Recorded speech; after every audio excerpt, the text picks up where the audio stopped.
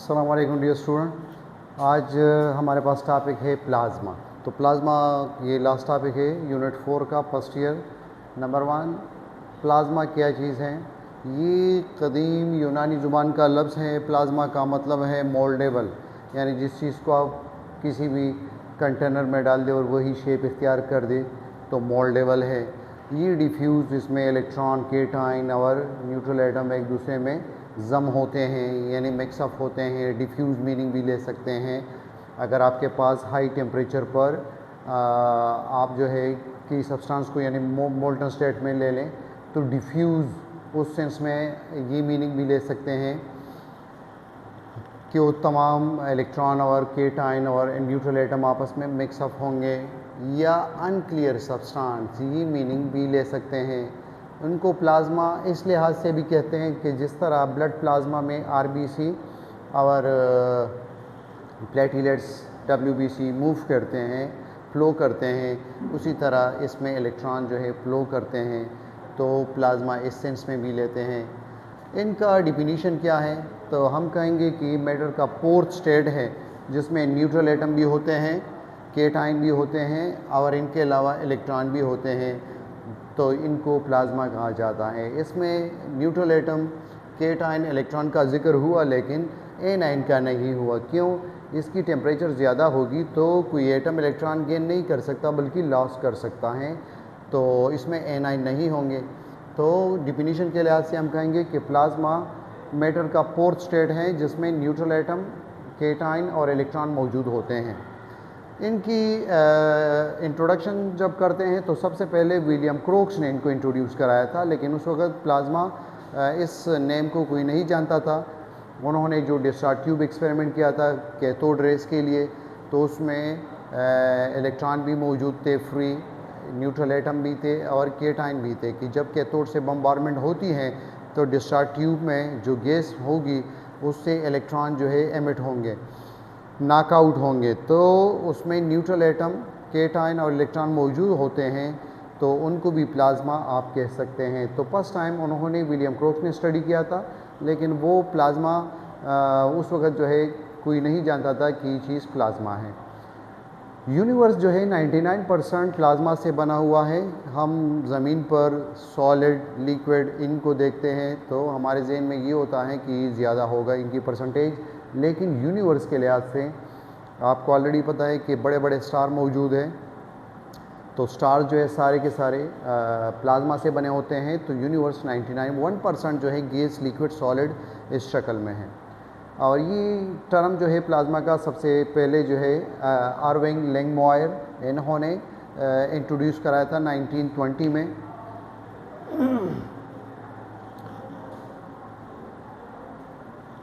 आप इनके एग्जाम्पल को देखिए कि आपके पास हाइड्रोजन मौजूद है सॉलिड स्टेट में, इनका मेल्टिंग पॉइंट है -259। तो अगर हम हाइड्रोजन को टेम्परेचर प्रोवाइड करें, टेम्परेचर इनका इंक्रीज़ करें, तो ये सॉलिड से लिक्विड में आ जाएगा। अब हाइड्रोजन जो लिक्विड फॉर्म में है उनको अगर बॉयल करना है तो -253 ये इनकी बॉइलिंग पॉइंट है। इनको मज़ीद हीट करेंगे तो ये गैसियस स्टेट में जाएगा, मॉलिक्यूलर फॉर्म में। जब 2000 से 3000 डिग्री सेल्सियस तक इनको हीट अप करेंगे तो एटम में कन्वर्ट हो जाएगा। जब इस एटम को हम मज़ीद हीट देंगे तो ये एटॉमिक फॉर्म में चला जाएगा, और जब एटॉमिक फॉर्म को 10,000 से ग्रेटर या 10,000 टेम्परेचर प्रोवाइड करेंगे तो ये आपके पास जो है आयंस बना देगा, केटाइन और इलेक्ट्रॉन को फ्री कर देगा। इसमें कुछ न्यूट्रल एटम भी होंगे, तो इस वक्त ये फिर आपके पास जो है प्लाज्मा स्टेट इसमें आ जाएगा। या जितने भी पेस चेंज है इनके ऊपर MCQs भी MDCAT में पूछे जा सकते हैं। तो ये याद रखिए, जो भी सॉलिड सब्सटेंस होगा वो आपके पास लिक्विड स्टेट में आएगा। इस प्रोसेस को मेल्टिंग, और जिस टेम्परेचर पर ये मेल्ट होता है उनको मेल्टिंग पॉइंट कहा जाता है। इसी तरह जब लिक्विड को सॉलिडिफाई करते हैं, फ्रिज में पानी रखते हैं, तो इनको फ्रीजिंग, और जिस टेम्परेचर पर ये प्रोसेस होता है उनको फ्रीजिंग पॉइंट कहा जाता है। इनके अलावा जब लिक्विड को गैसियस स्टेट में चेंज करते हैं इनको वेपराइजेशन, और जब गैस को लिक्विड में चेंज करते हैं इनको कंडेंसेशन कहा जाता है। ये वेपराइजेशन मोस्टली उस वक्त यूज़ करते हैं जब वाटर या और कोई सॉल्वेंट बॉयल हो रहा हो, तो उस वक्त हम वेपराइजेशन का टर्म यूज़ करते हैं। और जब बिलो द बॉइलिंग पॉइंट हो और कोई लिक्विड गैसियस स्टेट में जाए तो उनको इवापोरेशन कहा जाता है। जब सॉलिड डायरेक्टली गैसियस स्टेट में जाए, जैसे आइस से वेपर उठ रहा हो, या नेप्थलीन है आपके पास, कार्बन डाइऑक्साइड है, आयोडीन है, ये डायरेक्टली सॉलिड से गैसियस स्टेट में जाते हैं। इस प्रोसेस को सब्लिमेशन कहा जाता है। जब गैसियस स्टेट डायरेक्ट जो है सॉलिड में आता है, इस प्रोसेस को डिपोजिशन कहा जाता है। जैसे आपने फ्रीज़र या फ्रिज के वॉल में जो है आपने देखा होगा कि उस पर भी बर्फ़ जमी होती है, तो वहाँ पर तो हमने पानी नहीं डाला होता कि वो आइस बन चुका हो, बल्कि पानी से जो वेपर उठते हैं वो सॉलिडिफाई हो जाते हैं, तो वो जो है आपके पास डिपोजिशन है।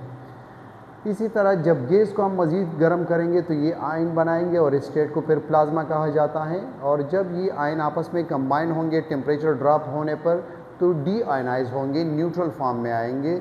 इनको न्यूट्रलाइजेशन भी कह सकते हैं कि आपके पास वापस न्यूट्रलाइज होते हैं। और इनमें आप मज़ीद दो स्टेप ये भी बना सकते हैं कि अगर ये मॉलिक्यूलर फॉर्म में हो तो एटम में जा रहा होगा, तो इनको एटमाइजेशन, और जब एटम आपस में कंबाइन होते हैं मालिक्यूल बनाते हैं, उनको मॉलिक्यूलराइजेशन कहेंगे। प्लाज्मा के जो है ये मुख्तलिफ़ टाइप्स हैं। आप एक दफ़ा जो है इनके 7-8 एग्जाम्पल याद कर ले और फिर उनको क्लासीफाई करना होगा टेम्परेचर के बेस पर, आयंस के तादाद के बेस पर, और जहाँ जो उनका ओरिजिन हो कि नेचुरल है या आर्टिफिशियल है। तो जो टेम्परेचर के बेस पर होते हैं उनको हॉट और कोल्ड प्लाज्मा, जो डिग्री ऑफ आयनाइजेशन के बेस पर हो उनको पोली और पार्शियली आयनाइज प्लाज्मा, और सोर्स ऑफ ओरिजिन कि आपके पास ये नेचुरल है या आर्टिफिशियल है। तो इन तीन तरीक़ों से, बाकी जो है एग्जाम्पल वही होंगे, लेकिन हम देखेंगे कि हम किस तरीके से इनको क्लासीफाई करते हैं। जैसे आपके पास फुली आयनाइज प्लाज्मा और पार्शियली आयनाइज प्लाज्मा, इनको अगर लेना है तो इनका मतलब है कि जिसमें आयन की तादाद ज़्यादा है और जिसमें आयन की तादाद कम है। तो जहाँ पर टेम्परेचर ज़्यादा हो, जैसे आपके पास इंक्लूड द स्टार विंड, जो सोलर विंड है, उस वहाँ पर टेम्परेचर ज़्यादा है, वहाँ पर जो हाइड्रोजन होगी फुली आयनाइज होगी। या आपके पास स्टेलर इंटीरियर, सन कोर या जितने भी स्टार हैं, स्टेलर का मतलब है स्टार, इंटीरियर उनके अंदर, तो उनके अंदर जो कुछ पाया जाता है स्टार में, जैसे सन है तो उसमें टेम्परेचर हाई होगा तो फुली आयनाइज प्लाज्मा का एग्जांपल होगा। फ्यूजन प्लाज्मा, जो हम मेल्ट करते हैं और उससे जो प्लाज्मा बनाते हैं हाई टेम्परेचर पर, तो उसमें भी आयन की तादाद ज़्यादा होगी, तो ये फुली आयनाइज प्लाज्मा की एग्जांपल है। पार्शियली आयनाइज प्लाज्मा जो है उसमें आयोनोस्फीयर, एटमॉस्फेयर के टॉप लेयर जिसको थर्मोस्फीयर भी कहते हैं, आयोनोस्फीयर, उसमें आयन की तादाद कम होती है। तो ये चीज़ जो है ये पार्शियली आयनाइज प्लाज्मा का एग्जांपल है। गैस डिस्चार्ज ट्यूब, उसमें आयन की तादाद जो है कम होगी डिस्चार्ज ट्यूब में, तो ये भी आपके पास एग्जांपल है पार्शियली आयनाइज प्लाज्मा की। इस तरह आरोरा, आरोरा जो है इसकी लेटरल मीनिंग है, लफ्ज़ी मानी जो इनकी है first light of the day, यानी जो पोलर रीजन के करीब आप स्काई को देखेंगे तो वो ग्रीनिश कलर का नज़र आएगा, उनको अरोरा कहा जाता है। तो उसमें भी फिर टेम्परेचर नीचे कम होगा, ज़मीन की तरफ वो होते हैं स्काई में, सन से दूर होते हैं, तो उस हाइड्रोजन में आयन की तादाद कम होगी। तो ये आपके पास पार्शियली आयनाइज प्लाज्मा के एग्जांपल होंगे। अब यही एग्जांपल फिर हम दूसरे तरीक़ों से फिर उनके ऊपर एग्जांपल देंगे, यही एग्जांपल होंगे, दूसरे तरीके से क्लासीफाई करेंगे। ये सोलर विंड है आपके पास, तो यहाँ पर टेम्परेचर ज़्यादा है, तो इनको पोली आयनाइज प्लाज्मा का एग्जांपल है। ये फ्यूजन का एग्जांपल है, तो यहाँ पर भी टेम्परेचर ज़्यादा है, तो ये पोली आयनाइज प्लाज्मा का एग्जांपल होगा। ये डिस्चार्ज ट्यूब या जो साइन बोर्ड जिसमें helium, neon, argon, krypton, xenon जो फिल किए जाते हैं, हर एक गैस के प्लाज्मा का कलर जो है मुख्तलिफ होगा। तो और इसमें जो है टेम्परेचर इतना हाई नहीं होता, तो फुली आयनाइज ये नहीं होते, तो ये आपके पास पार्शियली आयनाइज प्लाज्मा के एग्जांपल में आता है। आपने सिटी में देखा होगा साइन बोर्ड के ऊपर मुख्तलिफ जनरल स्टोर वगैरह के या मेगा मार्ट्स होंगे, उनके नाम लिखे होते हैं। तो पहले ग्लास को जो है बेंड करके मुख्तलिफ अल्फ़ाबेट वो लिखे जाते हैं, यानी जो नाम वो रखते हैं, और उसमें आप जो भी गैस फिल करेंगे तो हर एक का प्लाज्मा का कलर जो है मुख्तलिफ होगा। तो मुख्तलिफ कलर डेकोरेशन के लिए जो है वो नज़र आते हैं। ये आयोनोस्फीयर जो हमने कहा कि पार्शियली आयनाइज प्लाज्मा का एग्जांपल है, वहाँ पे टेम्परेचर गैसियस जो आयन होते हैं उनकी तादाद कम होती है, तो पार्शियली आयनाइज प्लाज्मा के एग्जांपल में आता है। अब हम टेम्परेचर के बेस पे प्लाज्मा को क्लासीफाई करते हैं, कोल्ड प्लाज्मा और हॉट प्लाज्मा। तो आपके पास कोल्ड प्लाज्मा जो है अर्थ आयोनोस्फीयर, टेम्परेचर यहाँ पर दूसरे प्लाज्मा के निस्बत जो है कम होता है, तो इनको कोल्ड प्लाज्मा कह सकते हैं। डिस्चार्ज ट्यूब में जो प्लाज्मा होगा, प्लाज्मा जहन में रखें कि जो हमने मिक्सचर की जिक्र की थी कि न्यूट्रल एटम, इलेक्ट्रॉन और केटाइन, ये तीनों आपको जहाँ पर भी मिलेंगे तो ये जो है आपके पास प्लाज्मा है। तो डिस्चार्ज ट्यूब में भी इतना ज़्यादा टेम्परेचर नहीं होता। जो फ्लोरेसेंट ट्यूब होते हैं, लॉन्ग ट्यूब जो होते हैं, या फिलिप्स के जो बल्ब होते हैं, ये फ्लोरेसेंट ट्यूब है। उनके अंदर फ्लोरेसेंट मटेरियल लगा होता है, जो पाउडर होते हैं कि वो यूवी लाइट को बाहर आने से रोकते हैं ताकि हमें स्किन कैंसर ना हो। तो उसमें भी जो है गैस फिल किया जाता है और वो हिट करते हैं उस फिलामेंट को और उससे लाइट जनरेट होती है। तो फ़िलहाल यहाँ पर ये याद रखिए कि बस इसमें आयन की तादाद कम होगी, ये और पार्शियली आयनाइज प्लाज्मा का भी एग्जांपल है, और यहाँ पर टेम्परेचर कम है तो कोल्ड प्लाज्मा का भी एग्जांपल है। हॉट प्लाज्मा उस वक़्त हमने ये किस कैटेगरी में रखा था? फुली आयनाइज प्लाज्मा में, हॉट प्लाज्मा। तो सोलर विंड वही चीज़ है, इंटरस्टेलर जो स्टार के बीच में जो स्पेस मौजूद है वहाँ पर जो कुछ होगा तो उनकी भी टेम्परेचर ज़्यादा होगी, फुली आयनाइज फॉर्म में होगा। नेबोली या नेबोला सिंगुलर है, तो ये जो डस्ट या क्लाउड्स पाया जाता है स्पेस में, ये वो भी जो है आयनाइज फॉर्म में होंगे, आयन उसमें मौजूद होंगे, ये भी प्लाज्मा का एग्जांपल है। गैलेक्सीज, तो ये हॉट प्लाज्मा या थर्मल प्लाज्मा भी इनको कहा जाता है। जो हमने सोलर विंड का जिक्र किया था, अर्थ का ग्रेविटेशनल फोर्स उसको अपनी जानिब जो है अट्रैक्ट करेगा। इसी तरह अब हम इनको डिवाइड करते हैं सोर्स ओरिजिन के बेस पे कि आर्टिफिशियली आपने प्रोड्यूस किया है या नेचुरली पाया जाता है। तो जो प्लाज्मा टीवी है, फ्लोरेसेंट लाइटनिंग जो है, या plasma torch for cutting and welding, ये आर्टिफिशियल प्लाज्मा के एग्जांपल होंगे। इसी तरह जो नेचुरल प्लाज्मा के वही एग्जांपल है जो हमने हार्ड प्लाज्मा में पढ़े, और जो फुली आयनाइज प्लाज्मा में पढ़े थे तो वो नेचुरल में आ जाएंगे। सन, स्टार, नेबोली, गैलेक्सी, लाइटनिंग, जो थंडरस्टॉर्म में जो होगा तो वो नेचुरल प्लाज्मा में। अरोरा, आयोनोस्फीयर, ये आपके पास नेचुरल प्लाज्मा के एग्जांपल है। यहाँ पर जो मुश्किल टर्मिनोलॉजी जो है वो यहाँ पर एक्सप्लेन की है, वो इनसे आप स्क्रीनशॉट ले सकते हैं, इनको पढ़ लें। हमने जो जिक्र किया कि नेबुला क्या चीज़ है, huge cloud gas and dust in space, इसको कहा जाता है नेबुला। एरोरा क्या है? Natural light display in the sky usually scene near the north और साउथ पोल पर। ये आसमान स्काई जो है ग्रीनिश कलर का दिखाई देता है, उनको अरोरा कहा जाता है।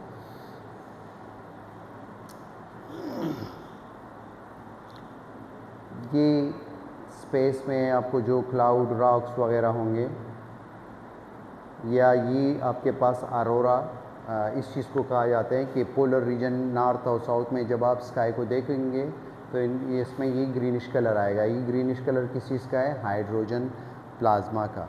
ये कहाँ से आया? सोलर विंड के थ्रू ज़मीन की तरफ सन से जो है जो प्लाज्मा हाइड्रोजन आता है तो वो इस तरह दिखाई देगा। ये थंडरस्टॉर्म, यहाँ पर भी neutral atom, cation, free electron ये मौजूद होंगे, तो ये भी आपके पास नेचुरल प्लाज्मा या हॉट प्लाज्मा, टेम्परेचर भी इसका हाई है तो उसके एग्जांपल में आप ये दे सकते हैं। ये जो हमने आर्टिफिशियल या कोल्ड प्लाज्मा यानी नियॉन साइन बोर्ड जो होते हैं, जो हमने ज़िक्र किया कि सिटी में मुख्तलिफ साइन बोर्ड लगे होते हैं, तो उसमें आप जो भी गैस फिल करेंगे उसी के मुताबिक उनका कलर होगा। प्लाज्मा हर एक गैस का कलर जो है इनका मुख्तलिफ होगा। इनको हम कहाँ पर यूज़ कर सकते हैं, इनकी एप्लीकेशन, तो ये कोल्ड प्लाज्मा जो हम हेयर रिमूविंग वगैरह के लिए जो है यूज़ करते हैं, ये आयोनोस्फीयर वही एग्जांपल है। ये आपके पास फ्लोरोसेंट ट्यूब लाइट जो है ये कोल्ड प्लाज्मा उनके एग्जांपल है। ये लॉन्ग ट्यूब जो पहले इस्तेमाल होते थे अब बहुत कम हो गए। इनके जो है प्रॉपर्टीज़ प्लाज्मा के क्या होंगे, तो number 1 ionize form of matter. हमने कहा कि इसमें केटाइन और फ्री इलेक्ट्रॉन होते हैं, तो ये आयोनाइज फॉर्म ऑफ मैटर है। इसमें न्यूट्रल पार्टिकल केटाइन और इलेक्ट्रॉन पाए जाते हैं।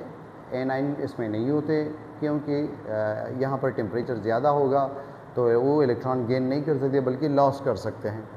मैक्रोस्कोपिकली न्यूट्रल होगा, यानी जब हम प्लाज्मा को बाहर से देखेंगे तो उसमें जितने केटाइन मौजूद होंगे उतने फ्री इलेक्ट्रॉन भी होंगे। यानी अगर किसी एटम पर अगर +2 चार्ज भी है तो उसी तरह उनके 2 इलेक्ट्रॉन भी तो फ्री हालत में होंगे। तो बाहर से आप देखेंगे तो ओवरऑल चार्ज बराबर होगा, उसमें जितने फ्री इलेक्ट्रॉन उतने केटाइन, तो न्यूट्रल होगा मैक्रोस्कोपिकली। लेकिन माइक्रोस्कोपिकली जब इसके अंदर देखेंगे तो इसमें चार्ज पार्टिकल मौजूद है, तो माइक्रोस्कोपिकली चार्ज है और मैक्रोस्कोपिकली प्लाज्मा न्यूट्रल है। It is affected by the electric and magnetic field. इसमें चार्ज पार्टिकल पाए जाते हैं, तो अगर आप इनको एक्सटर्नल इनके इर्द गिर्द इलेक्ट्रिक फील्ड या मैग्नेटिक फील्ड लगा दें तो ये इफ़ेक्ट होगा, यानी वो उसमें मूवमेंट शो करेगा, डिफ्लेक्शन इसमें होगी। जिस तरह चार्ज पार्टिकल कैथोड रेज में हमने पढ़ा था कि कैथोड रेज जो है नेगेटिवली चार्ज होते हैं, वो पॉजिटिव इलेक्ट्रिक प्लेट की तरफ मुड़ते हैं। It is the most abundant form of matter. जैसे हमने कहा कि प्लाज्मा आपके पास 99% यूनिवर्स प्लाज्मा से बना है, तो एबंडेंट फॉर्म ऑफ मैटर है। It has radiation emitting property.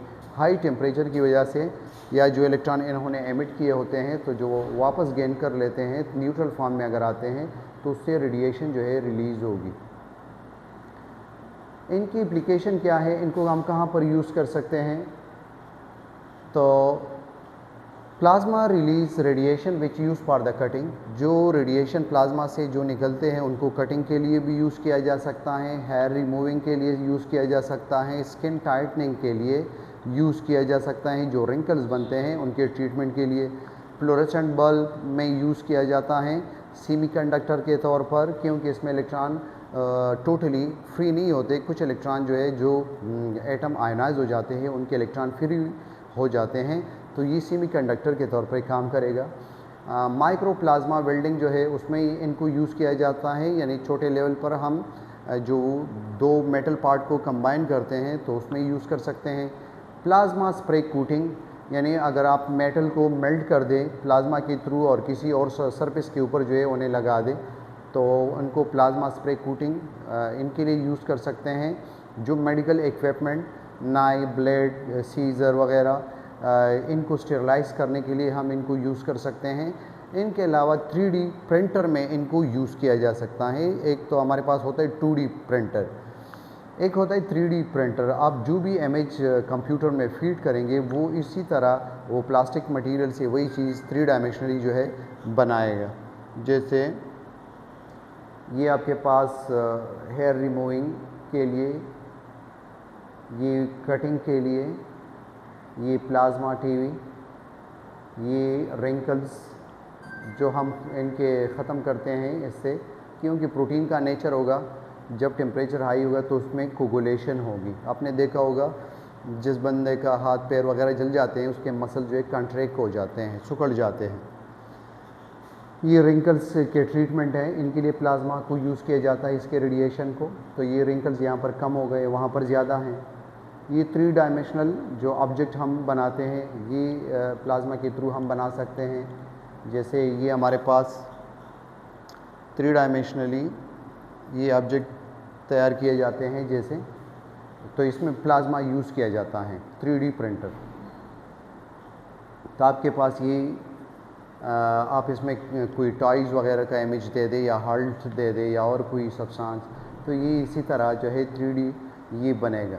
एक तो 2D होता है जो हम प्रिंटर निकालते हैं किसी डॉक्यूमेंट्स वगैरह का, तो 3D प्रिंटर जो है इस तरह काम करते हैं। ये वही 3D प्रिंटर का जो है इमेज है। ये स्टरलाइजेशन जो इक्विपमेंट है डॉक्टर जो यूज़ करते हैं, तो ये इस जो कबर्ड सी इसमें बनी होती हैं स्टरलाइजेशन के लिए, तो इसमें प्लाज्मा के जो रेडिएशन होते हैं वो उनको इक्विपमेंट को स्टरलाइज करते हैं। ये फ्लोरोसेंट बल्ब के जो हमने एग्जांपल दिए कि इसमें प्लाज्मा पाया जाता है, इसमें आयन्स अंदर मौजूद होंगे। तो ये था आज प्लाज्मा का एक डिटेल क्लास। ये लास्ट टॉपिक था यूनिट 4 का। इंशाल्लाह मिलते हैं नेक्स्ट लेक्चर में। Thank you.